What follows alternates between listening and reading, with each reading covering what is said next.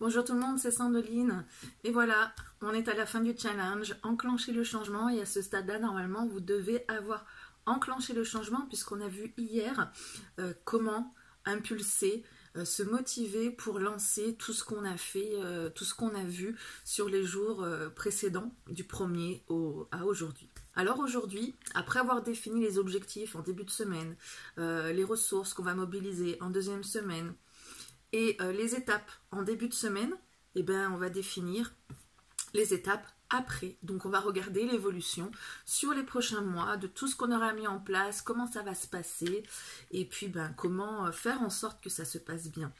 Alors moi j'ai repris et je vous conseille de faire de même toutes mes notes depuis le début du challenge. Ça m'a permis de voir peut-être plus clair sur des choses que j'avais tirées en début de challenge et que j'ai tiré après. Ça a permis d'affiner et de comprendre le chemin qui s'est fait pendant ces 14 jours, ces 13 jours, et puis de pouvoir comprendre un peu mieux comment les choses vont évoluer. Alors moi, pour l'évolution de ma situation sur les prochains mois, j'ai décidé de regarder à 3 mois, à 6 mois, à 9 mois et l'année prochaine où j'en serai. Mais j'aime pas aller trop loin après parce que voilà, ça devient incertain quand on part trop loin. Alors du coup, j'ai pioché des cartes qu'on a déjà vues et puis il y en a un certain nombre qu'on n'a pas déjà vues, donc on va pouvoir les découvrir ensemble. Alors la première carte, on l'a déjà vue. Dès le premier jour, elle est ressortie un bon nombre de fois, c'est la carte honneur.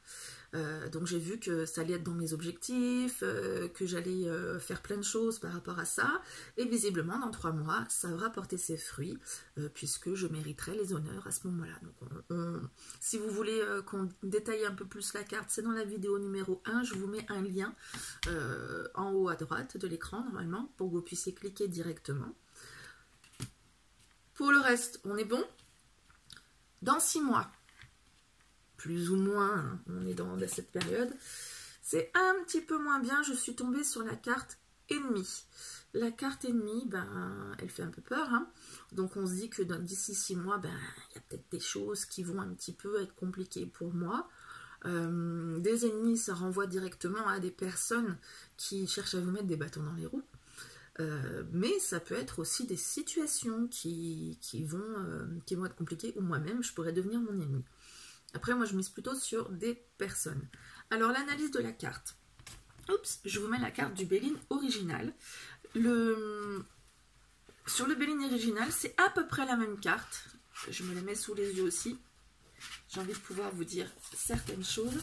C'est à peu près la même carte, donc c'est une influence martienne. Hein. Oups. Allez, je me mets comme ça. C'est une influence martienne, donc on est en plein dans le côté conflit, hein, avec ce mot ennemi. On a sur la carte du Béline original sensiblement la même chose, un serpent qui est enroulé autour d'un glaive. Donc le glaive, ce qui permet de se défendre a priori. Le serpent, alors, dans plusieurs civilisations, le serpent est quelque chose, est un animal qui est plutôt pas mal, puisque quand vous prenez par exemple les civilisations précolombiennes, c'était un animal qui était respecté et même déifié. Mais dans la culture chrétienne, donc à l'époque du Magémon, c'est un animal, c'est un vilain animal, hein, c'est le tentateur de Ève dans le jardin d'Éden, et donc ça fait référence à l'expression langue de vipère, hein, ou langue de pute. Et sur la carte du Béline original, je vais poser la mienne, la différence avec celle que j'ai, c'est que le serpent a une langue avec une flèche au bout, une petite pointe. Donc vous voyez, ça représente bien cet aspect quand on dit que ça va piquer ses victimes. Donc tout ce qui va être ennemi, que ce soit une situation ou une personne, c'est quelque chose qui va piquer, qui va porter préjudice, qui va être compliqué. Et donc l'épée, c'est l'arme d'attaque pour affronter ses ennemis. C'est l'arme aussi pour juger. Donc on va pouvoir peut-être surpasser comme ça les difficultés qui interviennent. Dans le livre que je suis en train de regarder, du coup, oui, il souligne que le Magémon, on l'a mis au pluriel, donc il peut y avoir potentiellement plusieurs ennemis. Et aussi le pluriel du mot ennemi nous rappelle qu'on est quand même dans le domaine des arts divinatoires et qu'il ne faut pas se limiter au sens premier du terme et aller chercher plutôt du côté symbolique. Donc ça peut aussi bien représenter des personnes, comme je vous disais, que des situations, que son propre ennemi. Donc en fait, on a des obstacles tout simplement sur la route qu'il va falloir franchir. On est peut-être sur des soucis de communication avec des personnes, un problème relationnel, effectivement. En tout cas, il y a des bâtons dans les roues, pour moi, en 6 mois. Alors, je ne me suis pas contentée de me dire, mais dans 6 mois, ça va être le bordel pour moi. J'ai cherché quand même, j'ai demandé comment je peux faire pour surpasser cet obstacle, et j'ai tiré la carte de la table. Alors la table, on l'a déjà vue, donc on ne va pas revenir dessus. On l'a vu dans la vidéo numéro 10 du jour 9, donc pareil, le petit lien en haut pour que vous puissiez cliquer directement. Et on a vu que quand on parle de table, on parle de convivialité, donc c'est complètement logique avec la carte ennemie. Je me retrouve face à des difficultés de communication qui sont peut-être axées sur les mauvais axes de communication, et donc pour pouvoir faire en sorte que ça se passe bien, probablement avec la carte table, je vais devoir revenir sur un aspect convivial des choses, moins dans l'opposition. Peut-être que je sais pas, je vais ressentir de la concurrence ou des menaces extérieures. Ce sera peut-être pas directement des ennemis, ou peut-être des gens qui vont rien faire, en fait, en tout cas pour que ça se passe bien pour moi. Et la carte table, à mon sens, me conseille de rétablir une communication dans la convivialité, dans le partage, dans des valeurs communes et agréables. Ensuite, pour savoir ce qui va se passer dans 9 mois, c'est rigolo comme tout, j'ai eu la carte numéro 9 pour dans 9 mois. Alors, il s'agit de la carte campagne santé. La carte campagne santé, dans le petit béline qui est ici, est complètement différente de la carte du Magènemont que je me mets sous les yeux. La carte du Magènemont, elle représente clairement la campagne. On a un arbre, on a une maison, on a une grosse fleur qui donne l'environnement bucolique. Avec le terme campagne, on se rend compte que c'est quand même un lieu calme, un lieu où on se ressource. Et sur la carte de Karen Hervaux, elle a décidé d'illustrer directement le fait de se ressourcer. Effectivement, quand on parle de calme, de campagne, on l'oppose à la ville, à l'agitation de la ville, au stress de la ville. Et c'est vrai que quand on va à la campagne, on se met au vert, donc on prend une bouffée d'air frais, on se calme. Donc sur la carte du Magènemont, on a une maison qui représente un foyer, la sécurité, tout ce qui peut faire qu'on se sent bien, l'arbre qui représente la vigueur, l'ancrage aussi, qui fait qu'on est bien là où on est, et puis on a aussi un lys assez haut sur la carte quand même, qui va représenter non seulement le côté bucolique de la campagne, c'est surtout un symbole en relation avec l'aspect solaire de la carte, puisque c'était le symbole de la royauté, mais c'est aussi le symbole de l'épanouissement complet. Donc à la campagne, on s'épanouit. Et d'ailleurs, il y a un deuxième mot sur la carte qui est aussi santé. Donc quand on se met au vert, quand on est calme, quand on est bien, c'est bon pour la santé tout simplement. C'est vrai que quand on cherche à récupérer d'une maladie, on se repose, on va à la campagne. Après, une fois qu'on s'est reposé, on va mieux et du coup, on est en pleine santé. Donc voilà pourquoi la représentation de Karen Hervaux sur cette carte, puisque on a quand même l'arbre derrière, on a quand même la couleur verte qui rappelle tous ces éléments de la campagne, de la santé aussi. Et on va parler du coup de vacances, de loisirs, de repos, mais pas que. Du coup, ce sera aussi tout ce qui va être le caractère naturel, donc la simplicité. Et avec cette carte, on a une forte sensation de détente qui se dégage quand même. Voilà, donc ça me dit que dans 9 mois, je vais être zen, tout va bien se passer, je vais être nickel, j'aurai franchi probablement l'étape des ennemis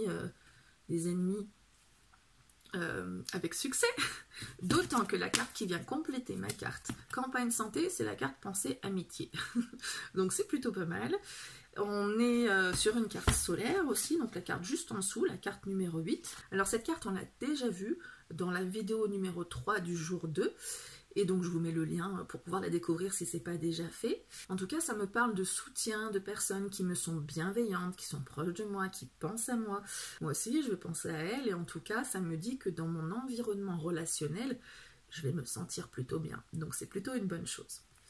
Ensuite, j'ai quand même demandé une carte supplémentaire Je voulais pas voir ce qui se passait dans un an, mais plutôt, alors oui, dans un an, mais plutôt voir une fois que ben, tout ça va passer, où j'en serai en fait. Et donc j'ai eu la carte, une carte qu'on n'a pas découverte dans des vidéos précédentes, la carte découverte. La carte découverte, j'ai vu qu'il y avait pas mal de personnes qui l'avaient eue. Alors la carte découverte, là, elle est quand même sensiblement différente de la carte du Béline que j'ai sous les yeux. On est sur une carte lunaire. C'est la première chose que je me suis dit, c'est que la lune, ça représente les choses cachées. Et donc la découverte, ça nous a permis de découvrir ces choses qui étaient cachées, de les mettre en lumière. Alors, dans la carte du Béline, qu'est-ce qu'on a? On a une longue vue, donc c'est l'ancêtre de la télescope en astronomie. Et cette longue vue, elle rappelle directement les découvertes scientifiques. On a aussi un livre à côté, un livre ouvert et un livre fermé.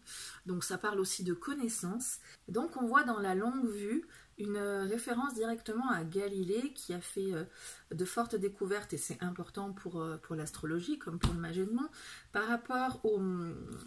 Ben, en fait, il a découvert les cratères de la Lune, il a découvert les satellites de Jupiter, et en fait, il a découvert aussi que la Terre tourne autour du Soleil, et non pas tout tourne autour de la Terre, et ça lui a permis d'adhérer aux idées de Copernic. Alors, sur la carte, on a aussi des détails entre la longue vue, la carte, justement, avec le cercle, la croix cerclée, pardon, l'étoile, qui représente justement les découvertes scientifiques, donc tout ce qui va être connaissance, savoir.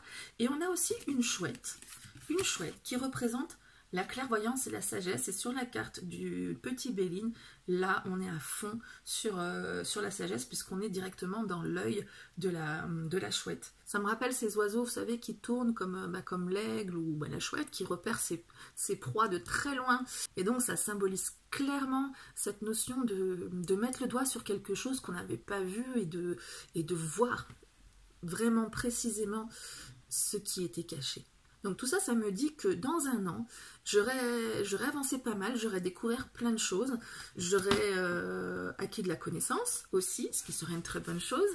Et puis, voilà, j'aurais bien avancé sur une année, j'aurais fait tout le parcours qu'on peut faire en une année. Pour moi, c'est apprendre des choses, avancer, découvrir des choses autour, sur soi. Donc voilà, je suis assez contente de ce tirage. J'ai hâte de savoir ce que vous avez tiré, où vous en êtes. Faites-moi le point, dites-moi tout. Je vais aller revoir toutes vos publications sur le groupe que je suivais déjà d'un œil. C'est difficile de tout lire, mais j'avais quand même un œil dessus. J'ai essayé de commenter comme je pouvais. Mais j'ai hâte de savoir pour vous, au-delà des tirages que vous avez fait dans toutes les publications, les cartes qui ont pu revenir, par exemple. Comme moi, j'ai la carte honneur qui est revenue un certain nombre de fois, la carte bonheur. Voilà, j'ai réfléchi à des choses, me dire, voilà, telle carte, elle est revenue, ça peut vouloir dire ça, ça. Ça a aussi une signification qui va être transversale à tous les tirages sur tout le challenge. Donc ça m'intéresse de votre part. Et puis, les conclusions que vous avez pu en tirer, le chemin que vous avez fait, le cheminement entre ce que vous pouviez penser au début et là où vous en êtes aujourd'hui, et la manière dont vous allez pouvoir aborder les choses et aller vers vos objectifs de changement.